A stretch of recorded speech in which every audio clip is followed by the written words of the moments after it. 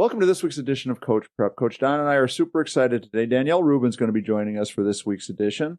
She's now a permanent part of the team, and her DR3 Fast Pitch is going to be providing a lot of pitching expertise for us on the Everything Fast Pitch podcast. And whenever she's available to join us for the Coach Prep, she will. One of the things we're going to ask all of you to do as listeners to make sure you reach out to us with questions, pitching specific, or anything else that you're interested in that Danielle could potentially answer for you as a former player, somebody that's actually played college softball instead of Coach Don and I always talking about coaching it. So any questions or anything that you have that Danielle can help with, she's going to be a part of the team and she'd be happy to. As always, you can reach out to us at everythingfastpitch@gmail.com or fastpitchprep@gmail.com. So this week's episode, we're going to talk about, a lot of coaches talk about wanting motivated players, but we're going to kind of dig into that because I think that sometimes what we really think we want and what we really want are two different things. Before we get into that, let's talk about our sponsors. First, let's talk about the Anderson Bat Company. Everything Fast Pitch is very proud to have Anderson Bat Company as our presenting sponsor. Anderson Bat Company is using the latest and greatest bat technology to corner the market in the fast pitch world. They have the -9 Rocket Tech, the -10 Carbon, and the -11 Carbon Light. Anderson Bat Company is using this technology to put a high-performing bat in the hands of hitters that really know the difference between a good bat and a great bat. We're also working with Anderson to provide a discount for all of our listeners.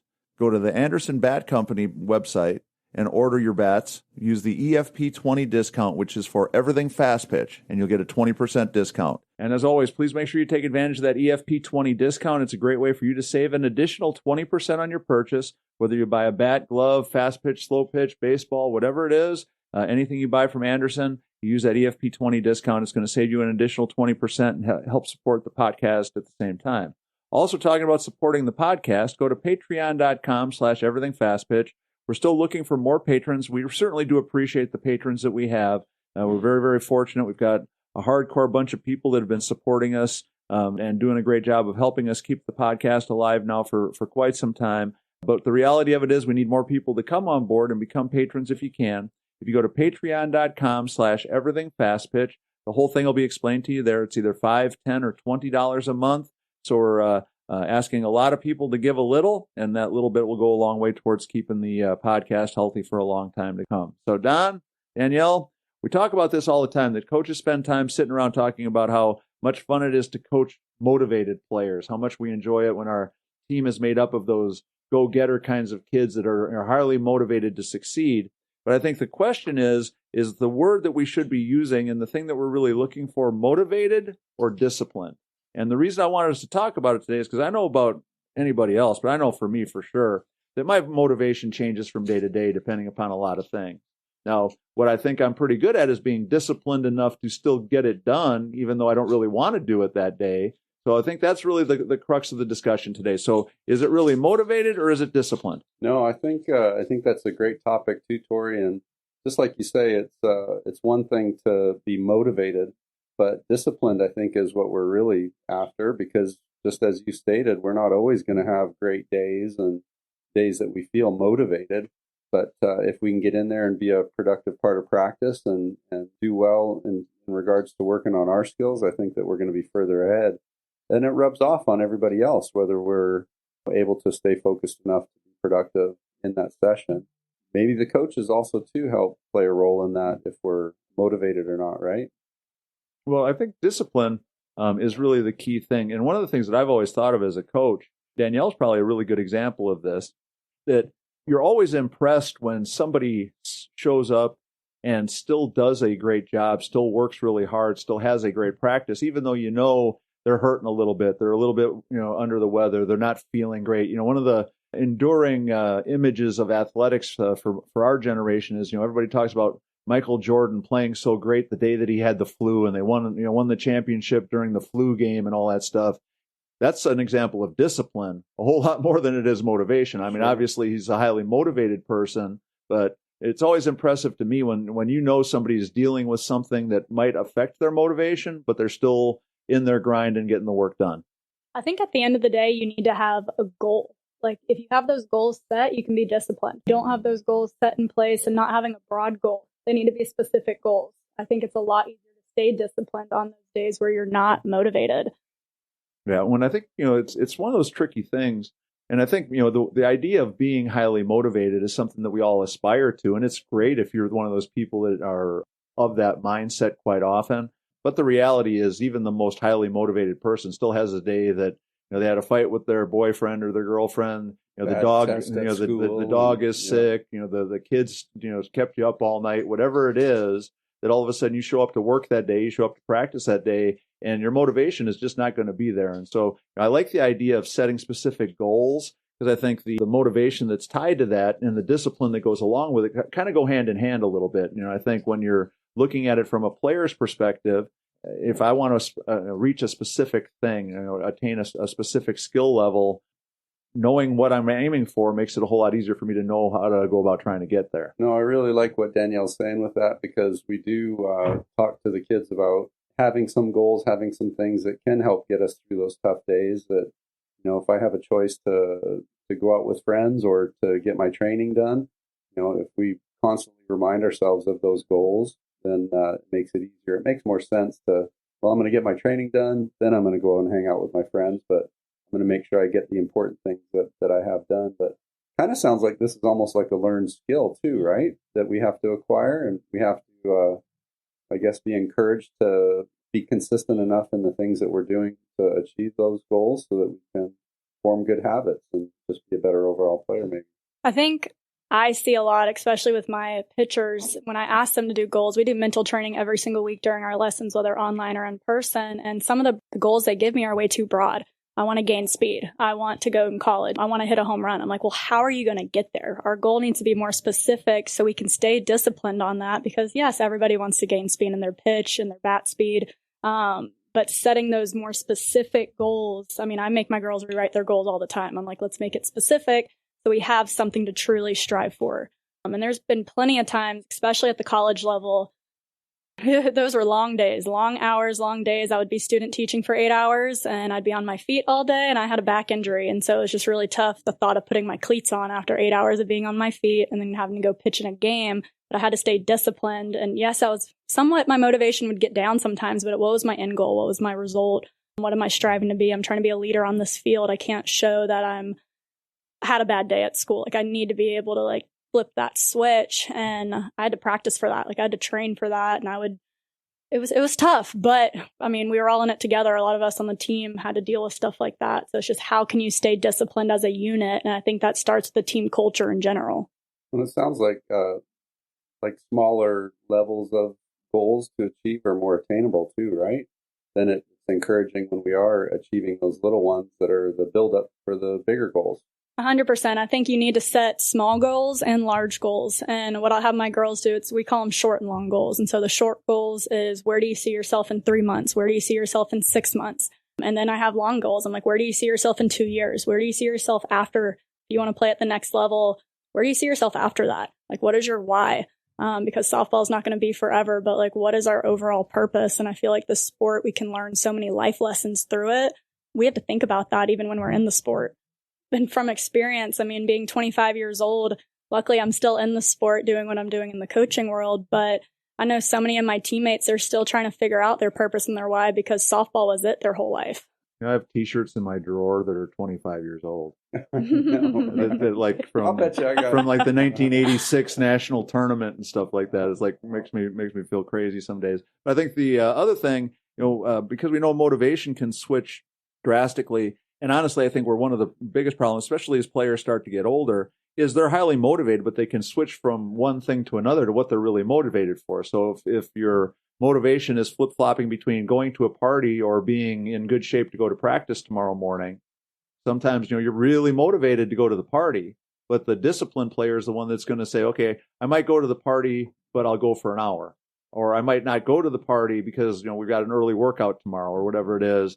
Versus the motivated player, that motivation that they're carrying in a positive way or a productive way in one arena could, I guess, supposedly be pretty positive or still very powerful for something that might not be quite so positive. And so I think it's important that we understand where the discipline part really does come in. I was going to say, and Tori, as you're saying that, it sounds like sacrifice is a part of that, right? I have to be willing to sacrifice, and that's the discipline part. right? Right. So if I'm willing to sacrifice for these goals and to be able to get where I want to be at some point, then again, I think but it's something I still think that we have to learn that. We have to be willing to accept that. It's kind of tough for young people. Well, and I think one of the reasons it's so hard is when we think of just the words themselves, you think of motivated and you put a smile on your face and you're like uplifted and you think, hey, I'm excited to do this. And you think about discipline and it's like, grind it out, get it done, do the work. It sounds tough. Yeah. And in a lot of ways, that ability to be disciplined is tough. It is a lot, and it is more challenging in a lot of ways. One of the things I would always talk to players about is, do you want to play softball because you want to have fun, or do you want to play softball because you want to be satisfied? The simple idea of that, there's a huge difference between what's fun and what's satisfying ties into this discussion. Usually the motivated thing sounds like it's going to be fun. The discipline part of it sounds like it's going to be more satisfying over time. And so sounds like more work. Right. And looking back, as Danielle was saying, if you set a long-term goal and you build in these steps along the way, as you're taking those steps, you're making progress. But when you get to that long-term goal, you look back and you're satisfied because all the stuff you did to get you to that point versus did I sacrifice some of those things just to have a little bit more fun or to have, a little bit of that roller coaster ride that I think motivation alone might be setting players up for? There are so many times, I sacrificed a lot. All my teammates growing up, we sacrificed a lot to play at the highest level that we could, whether through travel ball or even at the next level in college. And my school friends, they could never understand. Right. I had to deal with that all the time of like, you're missing the homecoming dance, or you're missing this, or you're missing that. And to be honest, I didn't care because I had didn't feel like it. It didn't feel like it was sacrifice. Yeah. So that was just something I'm like, you might not understand this, but it's fine. But that sacrifice, it was easier to do it because I was surrounded on a team with girls who had the same end goal in mind. Sure.